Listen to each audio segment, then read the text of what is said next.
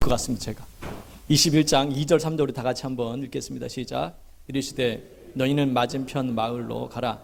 그리하면 곧 매인 나귀와 나귀 새끼가 함께 있는 것을 보리니 풀어 내게로 끌고 오라. 만일 누가 무슨 말을 하거든 주가 쓰시겠다 하라. 그리하면 즉시 보내리라 하시니. 아멘. 21장 말씀 제목을 주께서 쓰시는 그릇이라는 제목으로 정해봤습니다. 하나님의 백성이라고 모든 사람들을 다 택해서 하나님 특별한 일꾼으로 쓰지는 않는 것 같습니다. 하나님께서 우리를 다 사랑하시고 보호하시고 이끌어 가시는 것은 맞지만은, 그러나 모세처럼 여호수아처럼 다윗처럼 예레미야처럼 이사야처럼 그렇게 특별하게 이렇게 쓰시는 그릇은 분명히 다르다라는 것을 우리가 알 수 있습니다. 사사 시대에는 이스라엘 백성들을 구원하시기 위해서 사사를 택해서 이스라엘 백성들을 구원해 줬습니다. 그리고 왕정 시대에는 하나님의 뜻을 전달하기 위해서 선자들을 택하셔서 하나님의 메시지를 전했습니다. 이렇게 특별한 사람들을 주님께서는 택하셔서 이스라엘 백성, 하나님 백성들을 이끌어 가게 만드셨던 것을 보게 됩니다. 각자마다 하나님 앞에 쓰임받는 다 일꾼들은 맞아요. 그렇지만은 일꾼들이라고 다 같은 일꾼들이라고 우리가 볼 수는 없습니다. 여러분에게 분명히 하나님 주신 그러한 사명이 있고 일꾼으로서 역할이 있겠지만은, 그러나 특별하게 하나님 앞에 쓰임받고 그 일들을 감당하는 사람은 다르다라는 것을 오늘 우리에게 말씀하고 있습니다. 디모데후서 2장 20절 21절 말씀에 보면 이런 말씀이 있습니다. 큰 집에는 금그릇과 은그릇뿐 아니라 나무그릇과 질그릇도 있어 귀하게 쓰는 것도 있고 천하게 쓰는 것도 있나니. 집에는 금그릇도 있고 은그릇도 있고 나무그릇, 질그릇도 있다는 겁니다. 자, 21절 이어서 같이 읽겠습니다. 시작. 그러므로 누구든지 이런 것에서 자기를 깨끗하게 하면 귀 쓰는 그릇이 되어 거룩하고 주인의 쓰심에 합당하며 모든 선한 일에 준비함이 되리라. 너는 금그릇이냐? 너는 은그릇이냐? 나는 질그릇이다. 이런 상황 가운데 하나님 앞에 쓰시는 그릇은 금그릇이기 때문에 쓰는 것이 아니라 깨끗한 그릇을 쓰신다는 겁니다. 태어날 때부터 금수저로 태어난 사람이 있고 흙수저로 태어난 사람이 있습니다. 여러분이 금그릇일 수도 있고 질그릇일 수도 있습니다. 근데 하나님 앞에 쓰시는 거는 그릇은 금이냐 은이냐 나무냐 흙으로 만든 그릇이냐 그게 중요하지 않아요. 깨끗하냐 그게 중요합니다. 모세가 여호수아가 그 외에 수많은 사사 선자들을 쓰임 받게 된 것은 결국 깨끗한 그릇을 주님께서 원하시는 그릇이 되었기 때문에 쓰셨다라고 볼 수가 있습니다. 하나님께 크게 쓰임 받는다고 해서 그것이 복이라고 생각하면 안 됩니다. 사울 왕 같은 경우에는 크게 쓰임 받다가 사울 왕처럼 크게 쓰임 받다가 교만해져서 하나님을 잃어버리는 경우도 있습니다. 차라리 그럴 것 같으면은 그냥 평범하게 살아가는 것이 훨씬 나에게 복이 될 수도 있습니다. 가끔씩 대표 기도할 때에 가끔씩 이런 기도를 할 때가 있습니다. 우리 목사님 크게 사용하셔서 이렇게 기도할 때가 있습니다. 그 얘기 들을 때마다 가슴이 좀 내려앉아요. 사실 제가 소망하는 것은 큰 그릇 되고 싶지는 않거든요. 사실요. 솔직히 고백입니다. 저는 큰 그릇 되고 싶지는 않아요. 그냥 평범하게 그냥 목회하다가 주님 품에 가는 게 제 소원이지, 그냥 유명해져 가지고 그냥 전 세계를 돌아다니면서 전국을 돌아다니면서 부흥하고 이 부흥사하면서 그렇게 그런 마음은 사실 없어요. 가끔씩 그런 생각도 안 드는 건 아니지만은 그런 마음은 별로 같지는 않습니다. 그냥 평범하게 나에게 주어진 일들을 그냥 감당하면서 그렇게 살고 싶습니다. 여러분이 그 기도의 의도는 알죠. 하나님 앞에 정말 거룩한 쓰임 받기를 원하는 그런 마음을 알지만은 저 개인적인 마음은 이제 그렇다라는 겁니다. 크게 쓰임 받다가 결국에는 버림받는 경우들이 가끔씩 있는 모습을 보게 됩니다. 오늘 우리가 21장 내용을 이제 들어갈 텐데요. 예수님께 쓰임받는 나귀 새끼가 이제 기록되어 있습니다. 2절부터 11절 내용을 보게 되면 예수님께서 예루살렘에 들어가실 때에 나귀 새끼를 타고 들어가셨습니다. 근데 나귀 새끼를 어떻게 구하게 되냐면은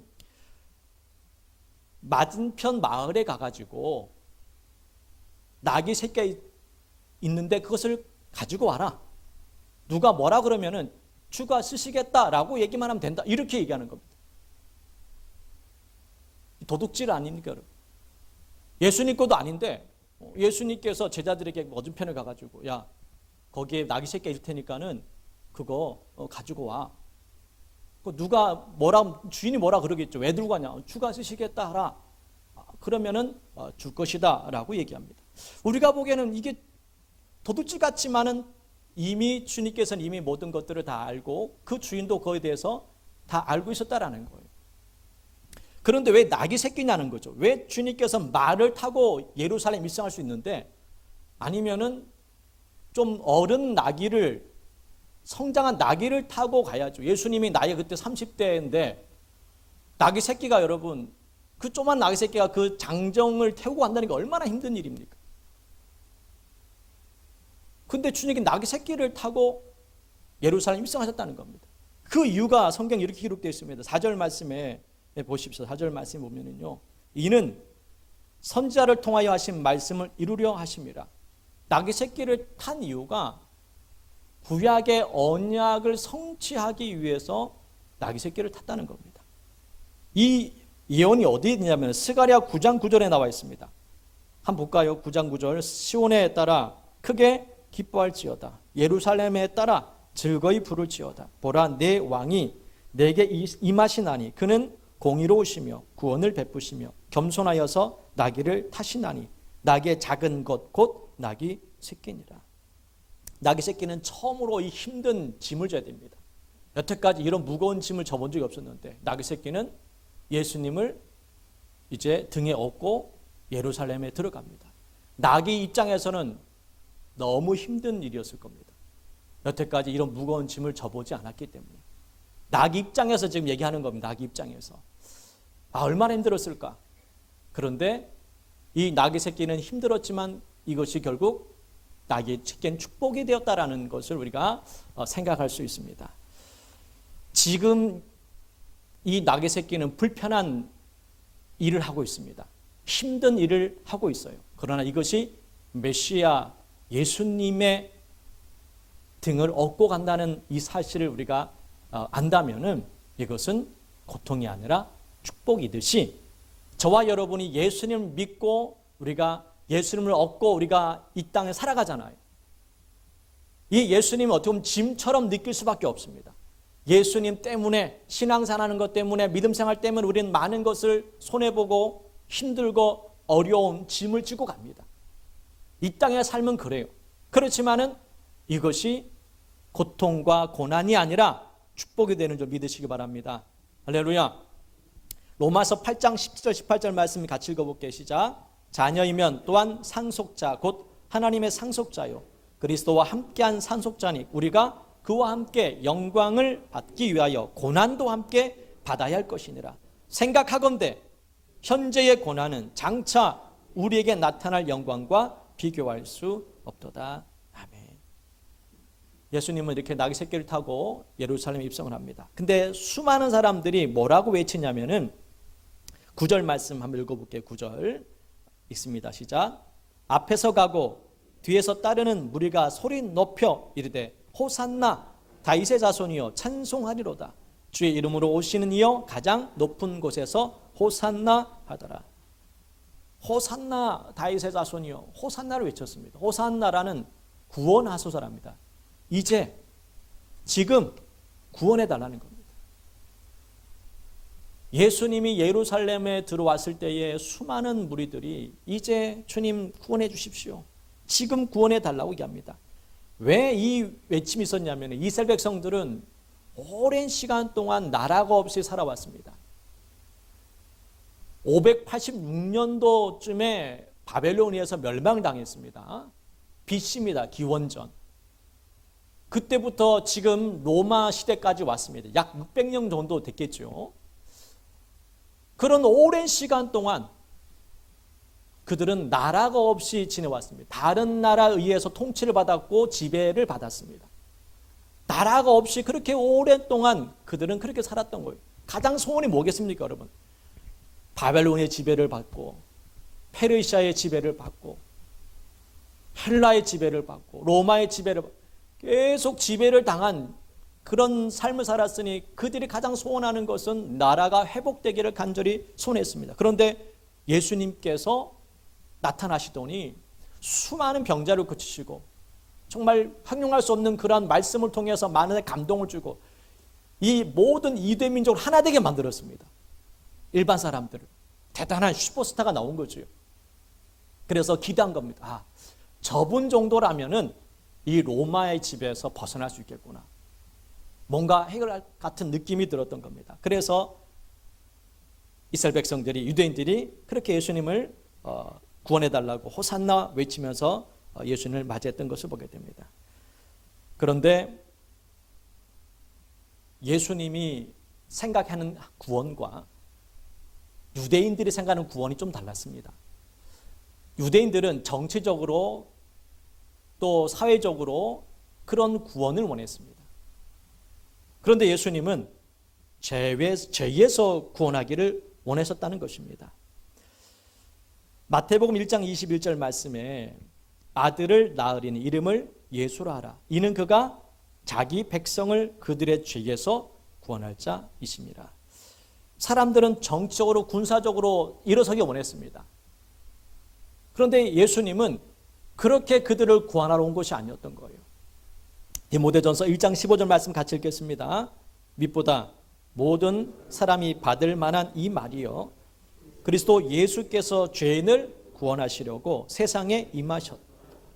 죄인 중에 내가 괴수니라. 그들이 원했던 구원이 임하지 않자 예수님을 그냥 버립니다. 내가 원했던 구원은 이런 구원이 아니었다는 겁니다. 국가적으로, 군사적으로, 정치적으로 독립하기 원했거든요. 잘 살기를 원했던 겁니다. 그런데 예수님은 그렇게 행하지 않으셨던 거예요. 그래서 예수님을 버립니다. 그렇다면 오늘날 예수님을 버리는 사람이 있습니다. 예수님을 믿다가 신앙생활 하다가 예수님을 버리는 사람이 있습니다. 왜 버릴까요? 내가 원하는 구원을 얻지 못할 때, 내가 원하는 것을, 소원하는 것을 얻지 못할 때에 우리는 예수 믿어 소용이 없네. 이런 마음이 듭니다. 내가 원했던 거, 예수님 내가 원했던 그게 아닙니다. 가난해서 부유하게 되는 것이 나의 소원입니다. 예수님 내가 원하는 것은 병 고치는 것이지 죄에서 구원하는 거 그건 나중에 해주셔도 상관없어요. 지금 내가 소원하고 지금 당장 급한 것은 물질의 어려움 벗어나는 것이고 내 삶의 이 힘든 과정에서 벗어나게 만드는 겁니다. 그것만을 늘 바라보니까는 주님이 원하시는 구원과 소망이 내가 원하는 구원과 소망이 맞진 않은 거예요. 그래서 많은 사람들이 그럴 것 같으면 굳이 예수 믿을 필요가 뭐가 있어. 교회를 떠난 사람들이 있다는 거예요. 여러분 그렇게 되지 않기를 주님의 이름으로 축복합니다. 저와 여러분은 예수님께서 오신 목적을 분명히 알아야 됩니다. 예수님의 목적은 우리가 병에서 고침받는 것도 하나의 이유가 될 수는 있겠지만은 가장 근본적인 목적은 죄에서 구원하는 겁니다. 사망에서 구원하는 거예요. 그것을 우리가 깨닫지 못한다면 결국 유대인들이 예수님을 버린 것처럼 그렇게 여러분도 언젠간 버리게 될 겁니다. 예수님께 오신 목적은 죄인을 구원하러 오셨다라는 것. 이것을 꼭 기억하시길 주의 이름으로 축복합니다. 이것을 깨닫지 못하면 신앙생활을 끝까지 할 수 없습니다. 구원의 은혜를 다시 회복하기를 주님의 이름으로 축복합니다. 두 번째로는요. 12절부터 17절 말씀의 내용을 보게 되면요. 성전을 깨끗게 하시는 예수님 모습이 나옵니다. 예수님 당시에 성전은 성전 역할을 하지 못했습니다. 제사를 드리기 위해서 제물이 필요했습니다. 그러면은 이 제물을 가지고 와서 드려야 되는데 좀 쉽게 설명하면은 우리 장로님이 이제 혁신에 살잖아요. 그럼 혁신에서 염소 한 마리를 끌고 온다 생각하십시오. 지금 차도 없고 그런 생각이 지금 거리가 그래도 먼 것도 아니죠. 더 먼 사람도 있을 텐데 그 정도 거리에서 이제 염소 한 마리를 끌고 아침에 이제 안식일 날 염소 한 마리를 아침에 이제 끌고 나옵니다. 걸어서 와야죠. 차가 어디 있으면 그 당시 때 끌고 와요. 그러면은 얼마나 걸릴까요? 이 염소 한 마리를 끌고 오는데 이 교회까지 도착하는데 한 혁신까지 한 15km 될까요? 하여튼 15km 된다 치고 그러면 그 아파트에서 우리 장로님 두 분이 같은 아파트 사시니까 그 혁신에서 염소 한 마리 끌고 이까지 오면 최소한 제가 보기엔 오후나 돼야 도착할 것 같아요. 왜냐하면 염소는 말도 잘 안 듣거든요. 그 염소를 끌고 이 염소가 또 얼마나 더 힘이 셉니까? 마른다고 때리면 어떻게 돼요? 때리면 안 돼요. 왜냐하면 이 재물은 상처 입으면 안 돼. 그냥 고이 모셔서 데려와야 돼요. 왜냐면 잘못 때렸다가는 상처 나면은 재물을 바칠 수가 없잖아요. 자, 그런 생각 해보죠. 그러니까는 가장 필요한 게 뭐예요? 돈을 들고 와가지고 성전에 가까이 있는 양이나 염소를 하나 사면 얼마나 편합니까? 그러니까 성전 주위에 시장이 생기기 시작합니다. 장사하는 사람이 막 시작합니다. 그런데 사람들은 성전 멀리에 있는 짐승을 사기보다는 성전 가까이에 있는 짐승을 사서 가면 얼마나 편합니까? 그러니까 이 장사하는 사람들이 대제사장들, 장로들, 그 성전을 운영하는 그러한 사람들에게 돈을 줘서라도 가까이 이제 들어가려고 하는 겁니다. 그러다 보니까 이 성전 주위에 이 시장, 이 장사하는 사람들이 그냥 가득가득 차기 시작하는 겁니다. 그때에 주님께서 그 모습을 보시고 12절 말씀이 어떻게 하시는지 봅니다. 12절 읽어볼게요. 읽습니다. 시작. 예수께서 성전에 들어가사 성전 안에서 매매하는 모든 사람들을 내쫓으시며 돈 바꾸는 사람들의 상과 비둘기 파는 사람들의 의자를 둘러 엎으시고 예수님께서 이 성전에서 하지 말아야 할 것들을 하니까 너무나 화가 나신 겁니다. 그리고 그들을 다 쫓아내셨습니다. 그리고 13절 말씀에 주님께서 이렇게 분명히 말씀하셨습니다. 내 집은 기도하는 집이다. 따라합니다. 내 집은 기도하는 집이다. 내 집은 기도하는 집이고 원래 성전은 예배드리는 곳, 제사 드리는 곳이지 않습니까? 그런데 이들은 강도의 소굴로 만들었습니다. 예배 드리는 곳을 강도의 소굴로 만들었다라고 주님께서 책망하십니다. 성전은 죄인들이 와서 회개해야 되는 곳입니다. 그런데 강도들이 모이는 곳으로 바꿔버렸다는 얘기는 성전의 사명을 잊어버렸다는 겁니다. 구약의 말라기 선지자, 마지막 선지자였죠. 구약에 예수님께서 하나님께서 이 말라기 선지자도 이렇게 말씀하셨습니다. 말라기 1장 10절 말씀 읽겠습니다. 만군의 여호와가 이르노라 너희가 내 제단 위에 헛되이 불사르지 못하게 하기 위하여 너희 중에 성전문을 닫을 자가 있었으면 좋겠도다. 내가 너희를 기뻐하지 아니하며 너희가 손으로 드리는 것을 받지도 아니하리라. 이 말라기 선지자를 통해서 성전문을 닫아라. 왜냐하면 너희는 헛된 제사를 드리고 있다라는 것. 그리고 나서 말라기 이후부터 하나님과 관계가 이제 끊어지죠. 그리고 이제 세례 요한이 등장하면서부터 이제 신약이 이제 시작이 되지 않습니까? 그걸 중간사라 그럽니다. 중간사. 구약과 신약 사이에 암흑 시대입니다. 주님께서 아무런 말씀도 하지 아니었고 그냥 붕 뜬 거예요. 왜냐? 바로 하나님 앞에 올바른 제사를 지내지 않았기 때문에. 그리고 예수님께서 오셔가지고 다시 한번 이것을 바꿔버리십니다.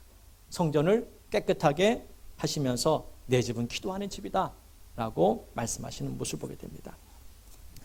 우리가 신앙생활을 취미생활처럼 하게 되면 안 됩니다. 이스라엘 백성들이 이 신앙생활을 이 취미생활 비슷하게 해버리게 되었습니다. 우리도 그렇게 될 수 있습니다. 상황에 따라서 기분에 따라서 예배를 드리기도 하고 또 기분이 좋으면은 감사와 찬양 예배를 뜨겁게 드리다가 기분이 좀 나빠지면은 그냥 안 해버리고 이런 일들이 있어서는 안 될 것입니다. 예배 드릴 때는 정해놓은 겁니다. 하나님과 약속이에요. 내가 기분이 좋든 나쁘든 일이 잘 되든 안 되든 예배는 하나님과의 약속이라 생각하셔야 됩니다. 바빠도 예배는 드릴 줄 알아야 됩니다. 하나님과 약속이기 때문에 상황에 따라 기분에 따라서 드렸다 안 드렸다 하는 것은 그건 내 주관이지요. 기분이 안 좋으면 안 좋은 상태로 주님 앞에 나와서 고백하는 겁니다. 지금 제가 이런 상황에 너무나 기분이 안 좋은 가운데 있습니다. 주님 앞에 그것도 우리가 드려야 된다는 거예요. 그 마음 상처받고 아픈 가운데 있지만은 그것들 예배를 통해서 그것을 드리는 그것이 예배입니다, 여러분. 그래서 회복이 되는 거예요. 기분 나쁘다고 오늘은 기분 나빠서 안 드리고 오늘 바빠서 안 드리고 이렇게 하면 안 된다는 거예요. 바빠도 바쁜 가운데서도 주님 앞에 드려지는 시간이 있어야 되는 것이 예배고 내가 정말 어렵고 힘든 가운데 있지만은 그래도 그것을 가지고 주님 앞에 나와서 내려놔야 되는 겁니다. 그래야지만 성전이 성전다워지게 되는 것이고 여러분의 마음도 회복과 치료가 임하게 되는 줄 믿습니다. 그 마음을 가지고 나와야 된다는 겁니다. 어제 뉴스를 보신 분도 아시겠지만은 화토를 치는 일이 있었어요. 동네 주님 사람들과 화토를 이제 치다가 점당 100 하다가 점당 500으로 올라갔대요. 점당 500이면 엄청 큰 액수잖아요. 그래서 20만 정도를 잃었나 봐요, 이 남자분이. 그런데 그 여자 할머니죠. 할머니가 전화 받고 이제 딴 돈이 그 가버리는 거예요. 그러니까 이 사람은 화가 나기 시작해요. 자기는 돈을 잃었는데 그냥 가버리니까 얼마나 화가 나니까. 그것 때문에 싸움이 벌어지게 되고 경찰이 이제 오게 되었고 그래서 경찰서에 이제 끌려갔다가 어떻게 풀어나게 됐습니다. 근데 그 화를 계속 참지 못한 거예요. 그러다가 그는 그 집에 찾아가 두 사람을 죽이는 사건인 뉴스 보셨죠? 그런 일이 벌어진 거예요. 홧김에 나중에 알고 보니까는 정가가 꽤 많더라고요, 이 남자가. 화를 참지 못하는 겁니다. 우리가 신앙생활도 이렇게 해서는 안 된다는 겁니다. 그런 일이 있어도 하나님 앞에 가지고 나와야 되는 겁니다. 그런 일이 안 좋은 일이 있어도 하나님 제가 이런 안 좋은 일 때문에 너무나 화가 나고 기분이 안 좋습니다. 그렇지만 이 모든 마음도 주님 앞에 내려놓습니다. 주님 치료해 주십시오. 내 마음을 고쳐달라고. 그렇게 기도하고 예배 드릴 때에 하나님께서 우리의 마음을 만져주시고 회복하시는 줄 믿습니다. 할렐루야. 그래서 여러분의 마음을 강대 소굴로 만들어서는 안 된다는 겁니다. 이 대제사장들, 이 장로들, 또 서기관들이 이 성전을 강대 소굴로 만들어버렸습니다. 그러니 하나님의 역사가 나타날 수가 없는 거예요. 여러분 마음도 마찬가지입니다. 그런 마음이 자꾸 찾아온다면은 강대 소굴이 돼버리는 겁니다. 미움, 분노 이것들을 그냥 놔두면 안 되는 거예요. 그거를 주님 앞에 씻어내야 되죠. 고린도전서 3장 16절 말씀에 이렇게 말씀합니다. 너희는 너희가 하나님의 성전인 것과 하나님의 성령이 너희 안에 계시는 것을 알지 못하느냐. 이것들을 다 씻어내야 됩니다. 주님이 계실 수 있도록 분노와 미움과 이 짜증은 불평은 성령님께서 함께 하지 못하도록 만드는 마음들입니다. 그것들을 다 벗어버리길 주의 이름으로 축복합니다. 자, 18절부터 22절 말씀 내용은 열매 없는 무화과 나무가 죽게 된 이유를 우리는 우리에게 알려주고 있습니다. 예수님께 길을 가다가 이제 시장을 했습니다. 너무 배고프셔가지고 무화과 나무를 보시고 그곳에 갔습니다. 그런데 열매가 없어요. 잎은 무성한데 열매를 볼 수가 없었습니다. 그때 주님께서는 이 무화과 나무를 저주 이제 하게 됐죠. 19절 말씀에 이제부터 영원토록 네가 열매를 맺지 못하리라 라고 이렇게 선포했더니 곧 마른지라 19절에 보면은 곧 마른지라 나와 있는데 마가복음에는 곧 마르지는 않았습니다. 다음날 말랐어요. 마가복음에는 예수님께서 무화과나무를 저주했을 때에 네가 열매를 맺지 못하리라 라고 말씀하시고 그 다음날에 무화과나무가 죽어 있었습니다. 마가복음이 이제 맞는 것 같아요. 제 개인적인 생각에. 곧 말았다기보다는 그 다음날 말랐던 겁니다. 그냥 그걸 빼고 이제 즉시 마른 것처럼 그렇게 아마 쓰기에 이제 좀 같이 연결하려고 그랬던 것 같기도 합니다. 어쨌든 이 무화과 나무는 예수님의 말 한마디에 말라서 죽었습니다. 제자들이 보고 너무 신기하고 희한한 거예요. 그래서 묻습니다. 2절 말씀에 어찌하여 무화과나무가 어찌하여 말라서 죽었습니까? 라고 했을 때에 주님께서는 21절 말씀에 보면은요, 이렇게 이제 말씀을 하시는데 21절 말씀 한번 읽어보겠습니다. 시작. 예수께서 대답하여 이르시되 내가 진실로 너희에게 이르노니 만일 너희가 믿음이 있고 의심하지 아니하면 이 무화과 나무에게 된 이런 일만 할 뿐 아니라 이 산더러 들려 바다에 던져지라 하여도 될 것이요. 믿음을 가지고 기도할 것을 우리에게 말씀합니다. 그래서 22절 말씀의 결론입니다. 이 무화과 나무의 사건 중에 22절 말씀에 너희가 기도할 때에 무엇이든지 믿고 구하는 것은 다 받으리라. 무화과 나무를 저주하셨을 때에 말라서 죽었습니다. 그런데 여러분 사실은 이 당시 이 시기에는 열매를 맺을 수 없는 시기라고 마가복음에 나와 있어요. 예수님이 그걸 몰랐을까요? 예를 들면은 자, 귤은 12월 달 이제 지금도 빨리 나오겠지만 보통 이제 가을 넘어서 나오잖아요.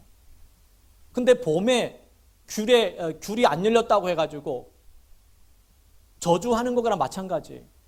아직 무화과 나무가 맺을 때가 아니었습니다. 근데 예수님께서는 열매 없는 것을 보시고 저주했다는 얘기는 결국에는 우리에게, 제자들에게 또 오늘 우리에게 무엇인가를 깨닫게 하기 위해서 이 사건을 하신 것, 이 일들을 계획하신 겁니다.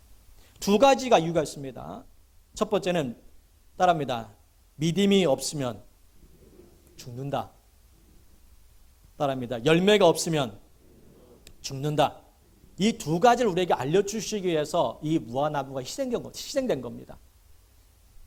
여러분이 오늘 우리가 이 무화과나무가 죽은 사건, 그 무화과가 죽었다는 이 이야기를 통해서 믿음이 없으면 우리도 죽는구나. 열매를 맺지 않으면 우리도 죽는구나. 이 사실을 깨달으라고 이 무화과나무가 대신 죽은 겁니다. 그 사실을 여러분 아시라는 거예요.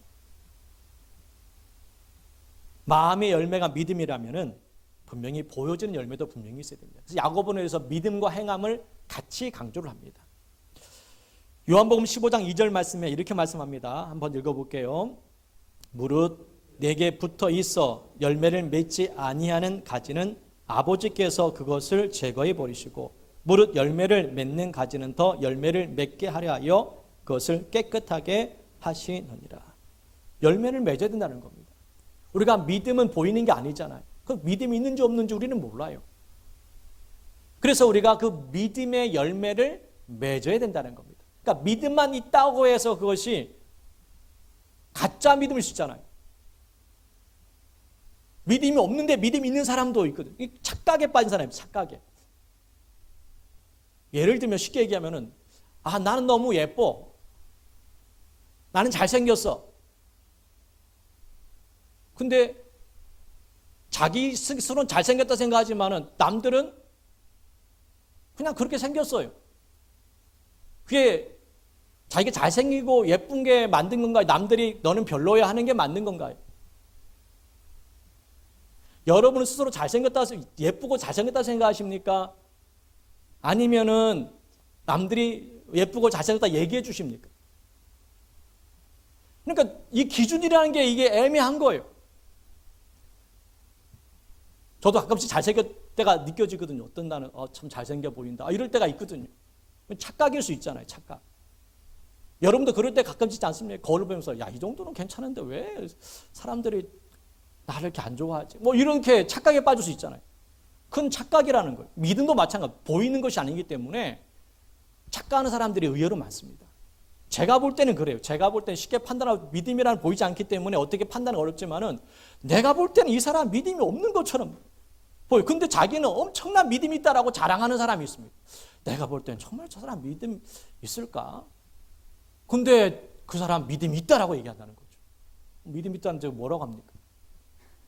그러니까 이 믿음이라는 기준이 내가 생각하는 믿음과 그 사람 생각하는 믿음이 다 다른 거예요. 내가 볼 때 믿음이 없는데 자기가 믿음이 있다라는데 뭐 어떻게 합니까? 보이지 않는 것. 그래서 믿음의 열매가 있어야 된다는 거예요. 믿음이 있다면 최소한 이 열매는 맺어야 됩니다. 그것이 주님께서 오늘 우리에게 말씀하는 겁니다. 성령의 열매를 맺어야 된다는 겁니다. 갈라디아서 5장 22절, 23절 한 말씀 보십시오. 과연 나는 어떤 열매를 맺고 있는지. 정말 믿음이 있다면 이 성령 열매는 맺어지게 되어 있습니다. 한번 읽어보겠습니다. 시작.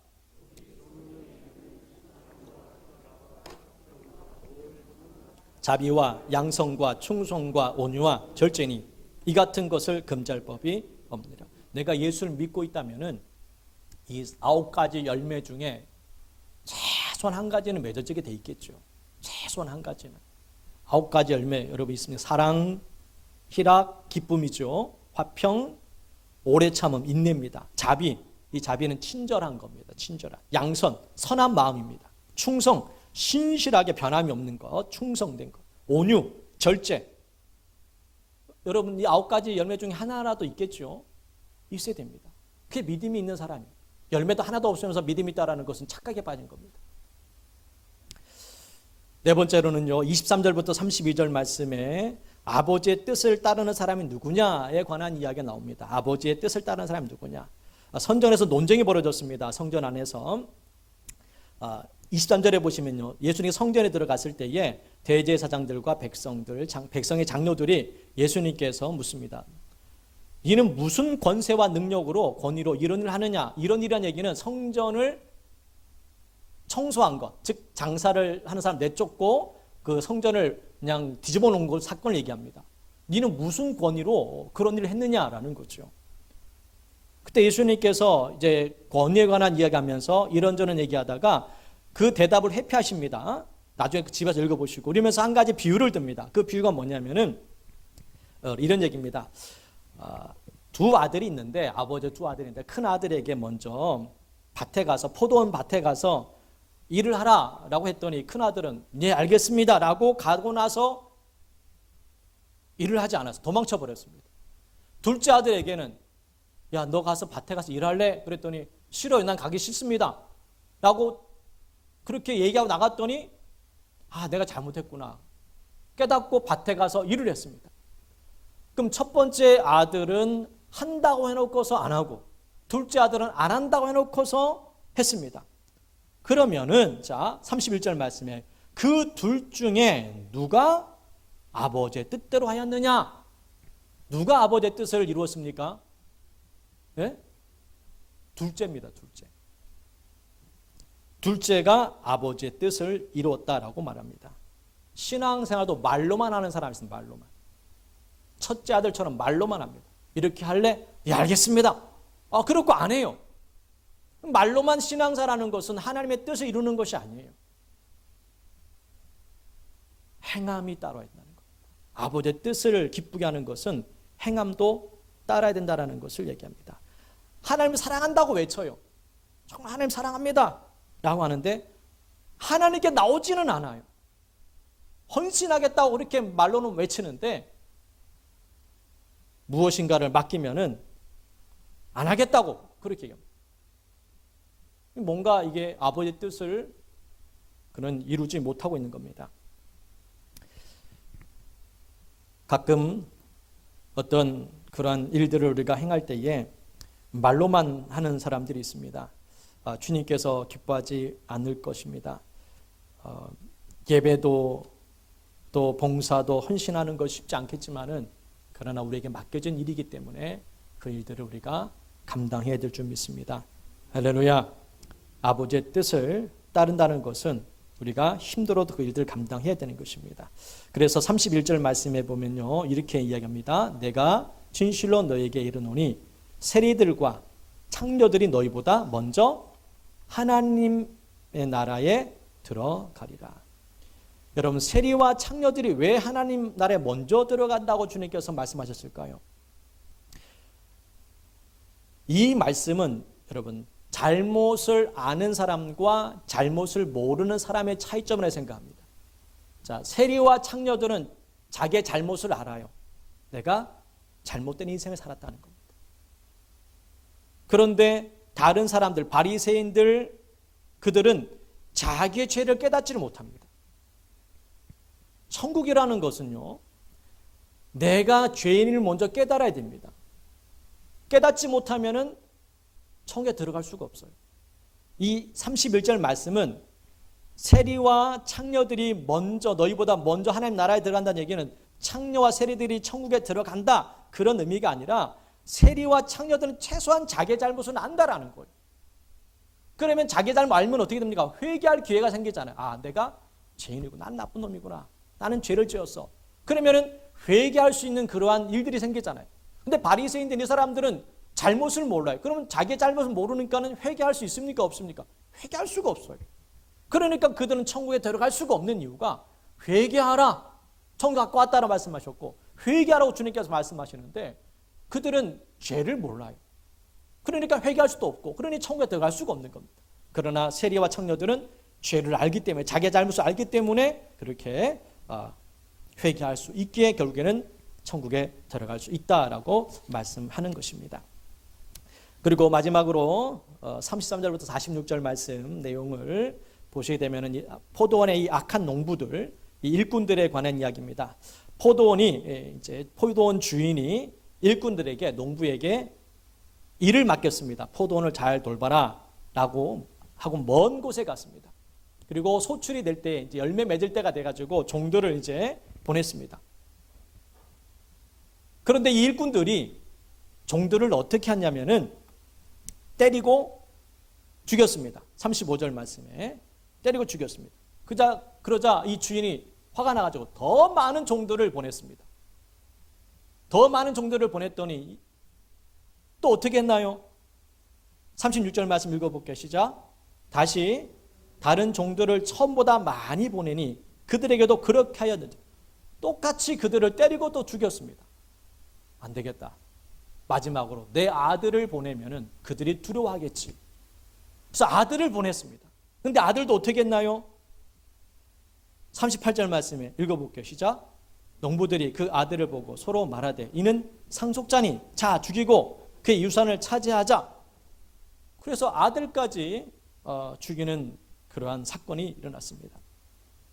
자, 여기서 이 예수님께서 왜 이 비유를 말씀하셨을까?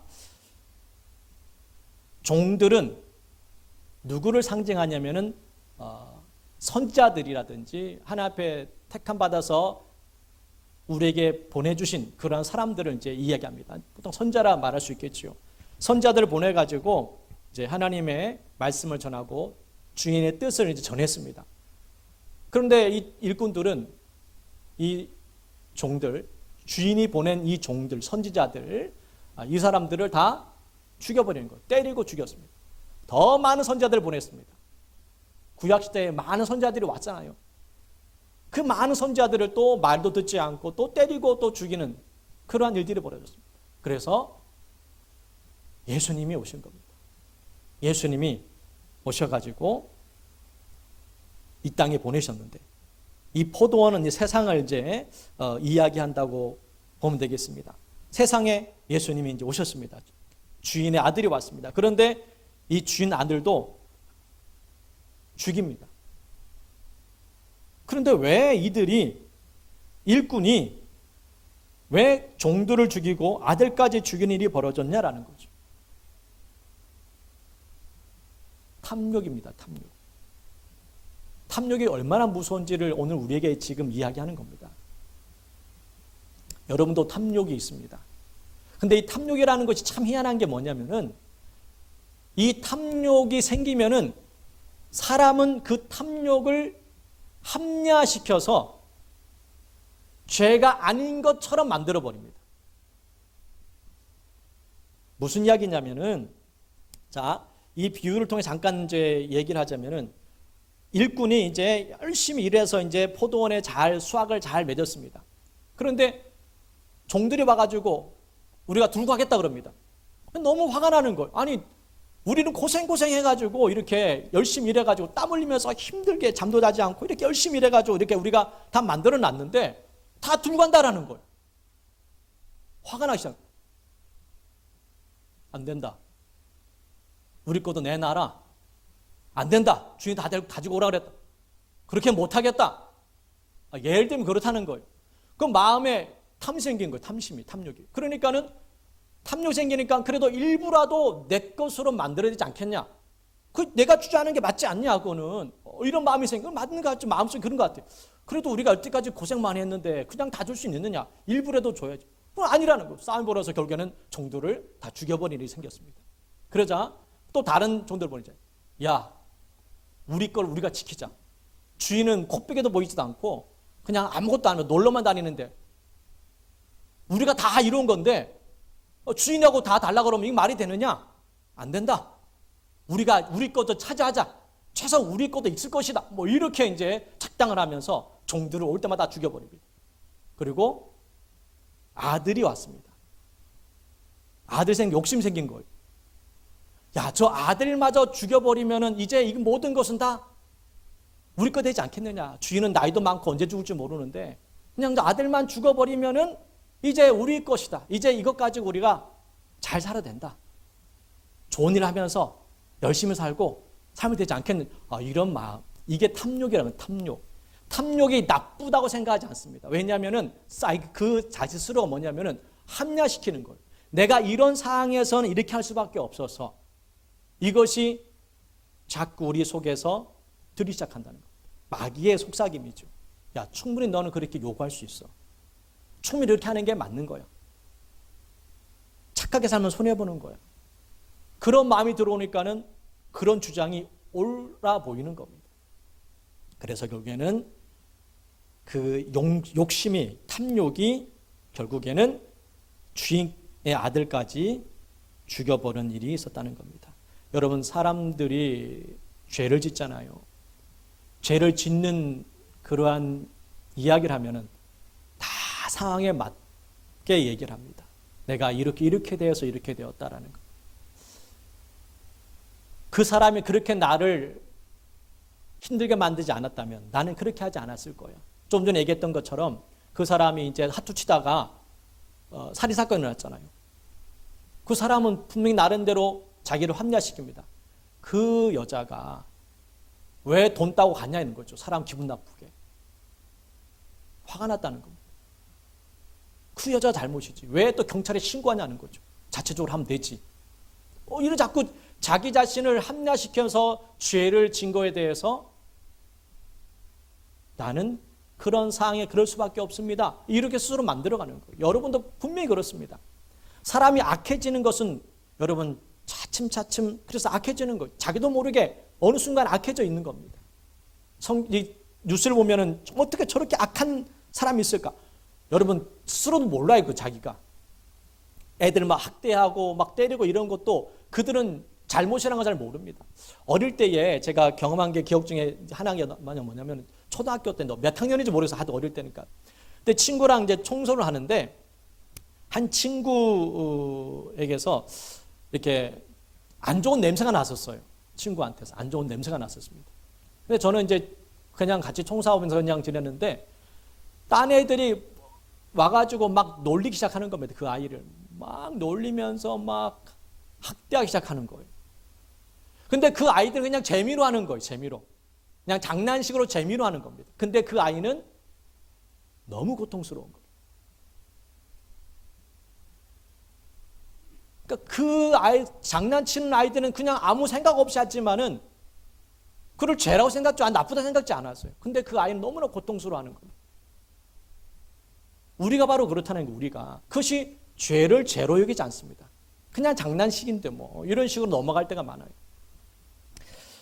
그때 주님께서 오늘 43절 말씀에 보면요. 이러한 죄들, 이런 악한 일꾼들, 농부들에게 어떻게 하는지 43절 말씀에 이렇게 주님께서 말씀합니다. 한번 읽어볼게요. 시작. 그러므로 내가 너에게 이르노니 하나님의 나라를 너희는 빼앗기고 그 나라의 열매 맺는 백성이 받으리라. 결국 하나님께서 군대를 가지고 와서 그들을 다 빼앗아 버릴 것이다 라고 우리에게 말씀하고 있습니다. 세상의 것들을 가지려다가 예수님을 주님의 그 뜻을 잃어버리지 않도록 여러분 조심해야 됩니다. 제가 말씀드린 요점 이겁니다. 여러분의 가진 것 여러분 것이라 착각하지 마시라는 거예요. 내 거라고 착각하면 이런 욕심이 생기는 겁니다. 그래도 하나님 내가 열심히 일했는데요. 내가 이렇게 잘 살았는데요. 그럼 내 것이 아닙니까? 이 정도. 내가 충분히 쓸 수 있잖아요. 이 정도는 내가 할 수 있잖아요. 그 작은 욕심이 결국에는 점점 커져서 예수님까지 죽이게 되는 것처럼 우리의 신앙도 그렇게 될 수 있습니다. 이것은 내 거야. 이것은 이 정도 내가 충분히 요구할 권리가 있어. 누릴 수 있는 권리가 있어. 이것은 내 거야. 이 물질, 내 시간, 내 삶, 이 모든 것은 내 거라고 생각하게 되면은 결국에는 이런 일까지도 될 수 있다라는 것을 조심하시기 바랍니다. 말씀 하나 읽고 마치도록 하겠습니다. 마태복음 13장 41절 42절 말씀 읽겠습니다. 시작. 인자가 그 천사들을 보내리니 그들이 또 불법을 행하는 자들을 거두어내어 풀무불에 던져 넣으리니 거기서 울며 이를 갈게 되리라. 아멘. 시간 찬양 드리는 통성으로 간절히 기도하겠습니다. 시간을 좀 많이 갔는데 우리 한 2분 동안만 우리 간절히 기도하기 원합니다. 우리 때문에 생명 주셨고 우리 때문에 고통 당하셨네. 이 찬양 우리가 부른 후에 오늘 말씀 21장, 이 마태복음 21장 말씀을 여러분 다시 한번 묵상해 봤으면 좋겠습니다. 여러 가지 말씀을 했지만은 나귀 새끼부터 시작해가지고 마지막 악한 농부들까지 여러분 주가 쓰시겠다라고 말씀하시는데 나귀 새끼는 그 무거운 예수님을 등에 업고 갑니다. 그런데 이 악한 농부들은 자기 것도 아님에도 불구하고 자기 것이랑 착각에 빠져가지고 다 내놓으라고 말씀합니다. 다 내 거다. 우리 거다. 그러므로 말미암아 그들은 결국 심판을 받게 됩니다. 이 땅에서의 삶이 우리가 쉽지는 않습니다. 그러나 우리의 주인은 주님입니다. 하나님이십니다. 내 것처럼 보이지만 내 게 아니에요. 내 삶의 모든 것 내 거라고 생각하면은 욕심이 들어갑니다. 그리고 결국 하나님께서 말씀함에도 불구하고 깨닫지를 못합니다. 오늘 말씀 묵상하면서 우리에게 생명도 주셨고 우리에게 모든 삶을 주셨는데 그 은혜를 생각하면서 우리도 사는 날 동안 주님을 위해서 살았으면 좋겠습니다.